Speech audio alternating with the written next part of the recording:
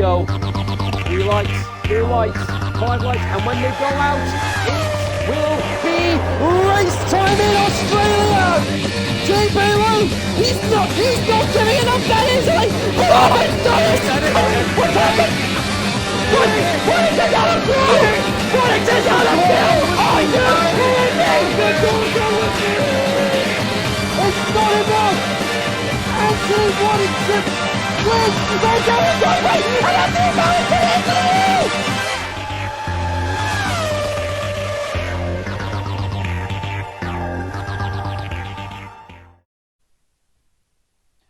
Hello ladies and gentlemen, Fraser McKenzie here, and welcome to the Talk of the Devil show, where we go through the latest news over the past week and catch you up on what's been happening so far this season. So, we've got a big story regarding one of the Talk of the Devil managers, and of course, we'll have a quick rundown of the championship standings before we preview what's going to happen in China tonight. So, here we go. One of the biggest talking stories, one of the biggest talking points of the past week. It just broke over the course of the past week. Rumours were starting to circulate as to Cesar Lopez no longer being a manager for the Talk of the Devil league, and he confirmed those rumours because of ongoing commitments elsewhere. Cesar Lopez, as we all know, is the boss of the Extreme Racing League, with which we have a partnership with, and from there it's been a case of Cesar confirming that he will be stepping down as manager for Campos Racing and ART Racing, on top of stepping down as manager for McLaren and Williams. So with all that taken into consideration, he has assured us that he will be staying on as manager until a replacement can be found. So with all that, Cesar, whatever commitments you have going elsewhere, we wish you all the very best in your future endeavours, and we are looking forward to seeing what you have in store for us with the Extreme Racing League this season. So that's the big talking point. So that's the big news story out of the way. So now it is on to the championship standings. Now we are 2 rounds in, and it is looking like it's going to be a 2-horse race for the championship. And that 2-horse race being in the Formula 2 between Dams and Prema Racing. Joe Allen and Ben Hazelwood, managers for Dams and Prema respectively. Chris Harley winning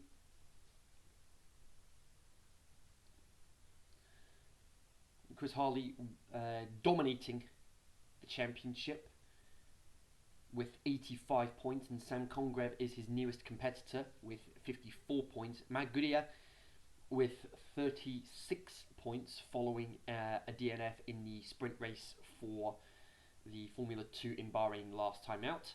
Ryan Sturman is 4th with 28 points. Aaron Knight for ART, 21 points. Then Justin Higham, Fraser McKenzie, myself, and Bryce Faulkner all tied on 14 points, but Justin is ahead because of better finishing positions.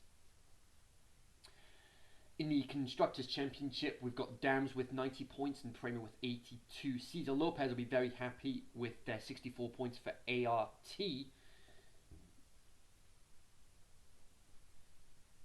And then you've got JBL for Virtuosi and the Sauber Junior team with 49 and 19 points respectively. Then you've got Cesar again with Campos with 14 points. Ben Hazelwood with MP Motorsport with 10 points. Joe Allen with Trident have just the 1 point, and BWT Arden and Carlin have yet to score this season. So heading into the Formula One standings, and it is anyone's guess at this point as to what's going to be happening as far as the championship is concerned. But Stephen Harrison, 2 from 2, managing to get managing to get the pole and the fastest lap on top of the win in Australia, only securing the win in Bahrain. And Dan Blackwell, his teammate, with 40 points after 2 successful podiums. On top of Dean Harrison with 36 points, Joe Newman with 32, Anthony Bauer is rounding up the top 5 with 29 points. Then it's Dean Barry with 27, Neil Mate with 23 points for Alfa Romeo. Alfa will be very happy with that. Gareth Lambourne for Haas also with 23 points, but Neil ahead by virtue of better finishing positions. Anthony Waddington following a shocking DNF with 22 points, and he will be serving a race ban this evening for retiring on track rather than in the pit lane. So not a good start for the definitely not a good start to the season for the defending constructors champion. Well, definitely not a good start to the season for. Definitely not a good start for Mercedes establishment. Gregor Telford for Toro Rosso, 21 points. He'll be happy with that. Jamie Keats for Renault with 15 points. Andrew Jaschke with 14 points. Jorge Simon with 13 points. And Elijah LeBlanc with 8 points. Then it's Man Anderson, Jamie Callan, Arthur Bowler, Devon Little, Michael Savage, and Jerome Isaiah LeMay, all yet to score. In the Constructors' Championship, we've got Ferrari at the top with 92 points, Red Bull with 68, Haas with 52 points. Not both of them. That's a huge statement there. And then you've got Renault with 42, Mercedes down in 5th with 38 points. And then you've got Alfa Romeo with 23 points, Toro Rosso and McLaren both tied on 21, but because of better finishing, because of better standing, because of better championship positions, Toro Rosso are ahead. And then you've got Callum again with Racing Point with 14 points, and then Caesar with Williams with 0 points.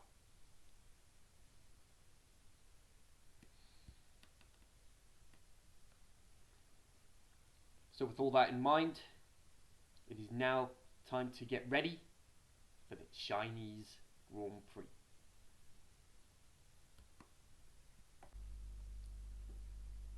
"2019 saw us witness F1000 at the Chinese Grand Prix. 70 years of history, 33 different world champions. Ferrari, the most successful constructor of all time, with 16, but they haven't won it since 2008. They are also the only constructor to be part of every season since 1950. 72 tracks have hosted an F1 race throughout 32 different countries. Vietnam this year will make it 73 tracks from 33 countries. Vanwall were the first constructors champions in 1958 with a driver lineup of Sterling Moss and Tony Brooks, but it was Mike Hawthorne that won the drivers' championship for that season. The first ever drivers' champion was Nino Farina, or Giuseppe Farina, for Alfa Romeo. Michael Schumacher has more world titles than anybody else, with 7. The UK is the most successful country in F1 history, with a massive 33 constructors' titles from 10 different teams.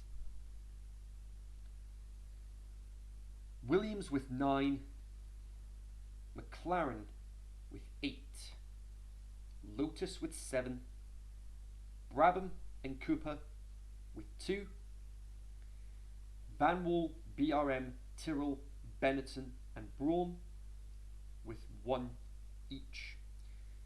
19 drivers' titles from 10 different drivers.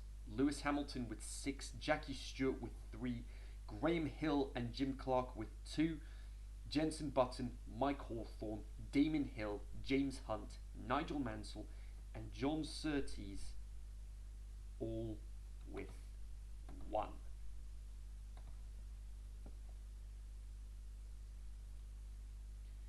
Jack Brabham, the only driver to win the Drivers' and the Constructors' Championship for his own team Brabham in 1966. The British and Italian Grand Prix are the only Grand Prix that have been held every year since 1950. Italy has hosted the most Grand Prix of any country in the world, with a massive 97. Pescara, its one and only appearance in 1957. San Marino with 27 between 1980 and 2006, and Italy itself 70 since 1950. Now, why have I said 27 for San Marino instead of 26? Because Monza has hosted more Grand Prix than any other circuit with 69. The reason for this is because San Marino hosted the Italian Grand Prix at Imola in 1980.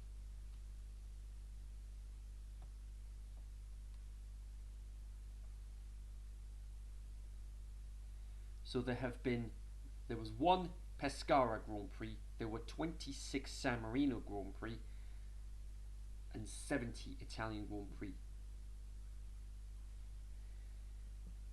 China itself hosted its first Formula One race in 2004, which was run by Rubens Barrichello from pole position. 59% of the lap is taken at full throttle, with 72% of the race distance taken at full throttle. 3.38 miles, 2 DRS zones, and 16 corners to negotiate.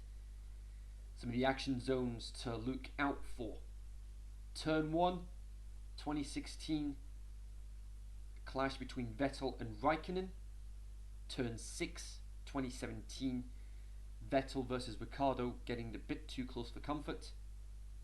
And turn 14 in 2018, Vettel again, this time with Max Verstappen, both spinning, resulting in them receiving penalties.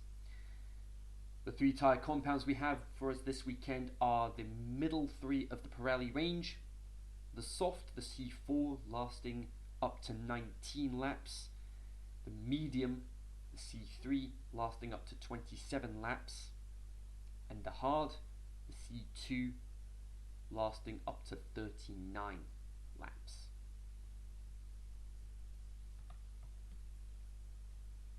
So what's going to happen here?